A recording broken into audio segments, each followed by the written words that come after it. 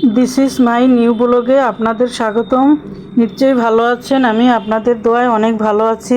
আজকে ইলিশ সবজি রান্না করতেছি, দেখতে থাকেন কিভাবে আমি ইলিশ সবজিটি রান্না করতেছি।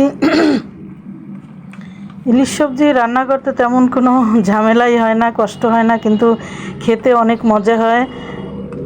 ইলিশ মাছ একটু ভেজে নিয়েছিলাম, শুধু পেঁয়াজ, কাঁচামরিচ, গুঁড়ো হলুদ আর গুঁড়া মরিচ, কাঁচামরিচ এটা দিয়েই আমার সবজি রান্না হয়ে যাবে। যে বন্ধুরা দেখতে পাচ্ছেন সবজিটি আমি কিভাবে রান্না করলাম। পেঁপে এবং বরবটি দিয়ে আজকে ইলিশ সবজি রান্না করছি। আমার সবজিটি রান্না যদি ভালো হয়ে থাকে আমাকে লাইক, কমেন্ট, শেয়ার করে আমার পাশে থাকবেন, আমাকে সাপোর্ট করবেন এবং পরবর্তীতে আবার কোনো নতুন ভিডিও নিয়ে আপনাদের মাঝে আসব। আপনাদের প্রতি শুভ কামনা রইল।